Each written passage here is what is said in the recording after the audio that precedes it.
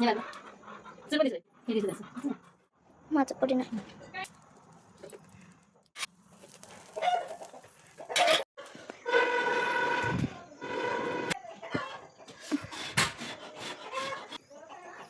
Hi hello नमस्कार, कशा आहात सर्वजण? मस्त मजेत ना? तर चला नवीन एका व्हिडिओमध्ये मी सुजाता आपल्या सगळ्यांचं अगदी मनापासून स्वागत करते. आणि आज मस्तपैकी ताज्या ताज्या वांग्यांचं इथं भरीत करायचं काम चालू आहे आणि तेही बनवणार आहे चुलीवरती. फर्स्ट टाइम मी चुलीवरती वांग्याचं भरीत बनवते आणि याच्या अगोदर गॅसवरती वगैरे भाजून बनवायचे, पण म्हटलं आता मस्तपैकी आई चुलीवरती स्वयंपाक वगैरे करते तर आर वगैरे जास्त पडला असेल, म्हटलं चला मस्तपैकी वांगी वगैरे होती. काल मावशींच्या इकडे गेलो होतं, ताजी ताजीशी वांगी आणलेली आणि शेतातली मस्तपैकी अशी वांगी होती आणि आईच्या भाकरी वगैरे सुद्धा झालेल्या. मग म्हटलं तिला आता चुलीवरती छान असा आर पडला असेल तर मी आता वांग्याचं भरीत करून घेते. आईनं सगळ्या भाकरी केलेल्या आहेत बघा, इथे किती छान चुलीवरचा स्वयंपाक मस्तच असतो. मिरच्या अगोदर चपाती भाकरी सगळ्या चुलीवरती करून घेतलेल्या आणि इथं खरडा सुद्धा करायचा होता, त्यामुळे मग मिरच्या सुद्धा आईनं भाजलेल्या आहेत. आणि चूल आहे ना, इकडं एक रूम आहे तर आंबे वगैरे पिकायला घालतो तर त्या साईडला आता आम्ही चूल घातली आहे, कारण पाऊसमधूनच येतो, वारंही भरपूर सुटतं, त्याच्यामुळं मग चुलीवरती छानपैकी चपाती भाकरी वगैरे करायला बरं पडतं. बाकीच्या भाज्या वगैरे असतील ना तर ते सगळ्या गॅसवरती होतात आणि इकडे सगळं कांदा वगैरे पण आता चिरायचा होता. मग म्हणलं वांगी भाजत भाजत आहे ना तर सगळा कांदा वगैरे चिरला जाईल. मग इथं आर पडलेला छान असा, तर सगळी वांगी मी अगोदर तेल लावून थोडंसं काप वगैरे देऊन घेतली होती, कारण तेल लावलं की मग ते वरचं साल काढायला लगेच बरं पडतं, लगेच निघतात. म्हणून इथं सगळ्या आरावरती आहे ना तर हे सगळी वांगी ठेवून दिलेली आहेत. तेल वगैरे लावल्यामुळे एवढं काही जास्त त्याला चिकटून राहत नाही.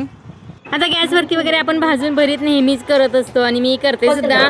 आणि मग म्हटलं आता बऱ्याच जणांच्या कमेंट पण येतात की गॅसवरती डायरेक्ट वांगं भाजायचं नाही वगैरे, म्हणून मग म्हटलं आता चूल पण पेटलेली आहे, आर पण छान आहे, म्हटलं आज मस्तपैकी गावरान पद्धतीनं चुलीवरचं वांग्याचं भरीत करूया. तर बरेच जणांच्या अशा पद्धती वेगवेगळ्या असतात की म्हणजे भरीत करण्याच्या, कोण कांदा वगैरे भाजून घेतं, टॅमॅटो घालतात, पण मी इथं काय घातलेलं नाही, अगदी साध्या सिंपल पद्धतीने हे भरीत बनवलेलं आहे. फक्त कांदे वगैरे चिरून घेतलेत, कारण आरामध्ये जर का कांदा आणि टॅमॅटो जरी सुद्धा तुम्ही भाजलं ना तरी ते सुद्धा भरीतमध्ये घालायला छान लागतं. पण मी तर काही भाजलेलं नाही आहे, कांदा म्हणजे टॅमॅटो वगैरे काही भाजलेलं नाही आहे.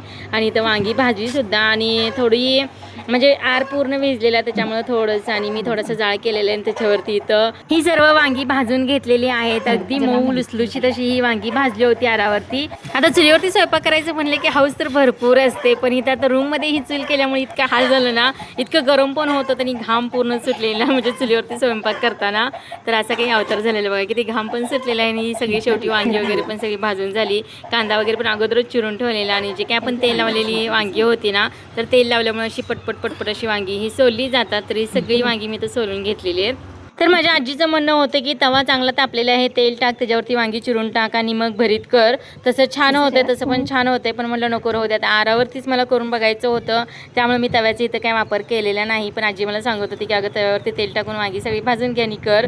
पण आपण हे शहरामध्ये वगैरे सुद्धा करू शकतो, पण आता आर छान पडलेलं त्याच्यामुळे मग म्हटलं चुलीवरती आरावरचं भाजलेलं वांगं ना तर टेस्टला एकदम भारी लागतं. आणि बरेच दिवसांनी मी इथं आरावरती भाजलेल्या वांग्याचं भरीत करते आणि अशा प्रकारे सगळं हे करून घ्यायचं, कारण मग किडकं वगैरे असलं ना तर ते आपल्याला दिसतं वांगं, त्यामुळे जरा असे कट करून घेते मी. आणि वांगी छान होती, ताजी होती. काल मावशींच्या इकडे गेलो होतो, मग डायरेक्ट शेतातून तोडून आणली होती आणि मग म्हटलं आज लागलंच आहे ना तर भरीत केलेलं बरं, कारण वांगी मोठी होती पण थोडीशी बियाची पण होती, त्यामुळे भरीत छान लागेल म्हटलं याचं. मग म्हटलं छानपैकी आज भरीतच बेत करूया आपण. तर इथं वांगा आतून चांगलं मऊसूत असं म्हणजे भाजलं होतं ते, त्यामुळे एकदम छान असं मॅश झालेलं आहे. आणि मग म्हटलं आता इथं खूपच गरम होतं आहे, मग म्हटलं घरामध्ये जाऊन आता ह्याच्यामध्ये जे काय मिक्स करायचं आहे ना तर ते मिक्स करूया, म्हणजे चटणी वगैरे, तेल, कांदा, टमॅटो काय असेल तर ते आपण आता आतमध्ये जाऊन मिक्स करूया. छानपैकी ते वांगं मिक्स करून घेतले हाताने, थोडंसं मॅश करून घेतलं. आता बऱ्याच जणांच्या भरीत करण्याच्या पद्धती ही वेगवेगळ्याच असतात. असं जे काही मॅश केलेलं वांगं असतं ना त्याला काही जण करतात कांदा टमॅटोची फोडणी देतात, लसूण वगैरे घालतात, तेल चटणी म्हणजे जे काही असेल ना तर ते फोडणी देऊन हे वांगं मॅश केलेलं त्याच्यामध्ये घालतात आणि गरम करतात. तर तशा पद्धतीने सुद्धा भरीत केलं जातं, पण मी आता इथं साध्या सिंपल पद्धतीने बनवते, कारण मला असंच आवडतं कच्चा कांदा भरीतमध्ये असलेला. आणि वांगं पूर्ण मॅश करून घेतलेलं आहे, कांदा बारीक चिरून घेतलेला तो सुद्धा मी त्याच्यामध्ये सगळा घालून घेतलेला आहे. तर तुमची पद्धत कशी आहे भरीत करण्याची ते सुद्धा नक्कीच कमेंटमध्ये सांगा. आणि कोण कोण अशा पद्धतीने भरीत बनवतं ना, तर ते सुद्धा नक्कीच कमेंटमध्ये सांगा. आणि थोडंसं चवीपुरतं आपल्याला मीठ घालून घ्यायचं याच्यामध्ये, आणि थोडंसं लाल तिखट घालून घ्यायचं. काही काही जण हिरवी मिरचीसुद्धा घालतात, पण मी इथे हिरवी मिरची घातलेली नाही आहे. कांदा जास्त तिखट असतो म्हणून इथं तिखट लाल चटणी आहे ना, तर ते थोडीशी कमी घातलेली आहे मी. कोथिंबीर घातली आणि थोडंसं तेल वगैरे घालून मस्तपैकी हे मिक्स करून घ्यायचं आहे परत एकदा आपल्याला. तर चुलीवरती कोणताही पदार्थ बनवतो चविष्ट हा लागतोच, की जो की आपण गॅसवरती बनवतो ना, तर त्याच्यापेक्षा सुद्धा चुलीवर केलेला पदार्थ हा टेस्टला लागतो. आणि असंच काही आमचं भरीत झालेलं आहे, सगळं मिक्स वगैरे करून घेतलेलं आहे. तर भाकरीसुद्धा सकाळी सकाळी गरम करून झालेल्या. मग म्हटलं भरीत थोडंसं टेस्टला कसं झालं आहे ना, तर ते बघूया. मग वहिनींचं पण सकाळी सकाळची जी काही कामं होती ना, तर ते आवरायचं काम चाललेलं. आणि माझं चाललेलं भरीत करायचं काम. वहिनींची सुद्धा सगळी कामं झाली. आणि त्याच्यानंतर म्हटलं आता दोघीजण मस्तपैकी भरीत कसं झालं थोडंसं टेस्ट करूया. तर चुलीवरचं भरीत एकदम टेस्टला झालेलं. आणि माझी करण्याची पद्धत तुम्हाला कशी वाटली नक्कीच कमेंटमध्ये सांगा. व्हिडिओ आवडला असेल तर लाईक शेअर सबस्क्राईब करा. भेटू नेक्स्ट व्हिडिओमध्ये. Bye bye.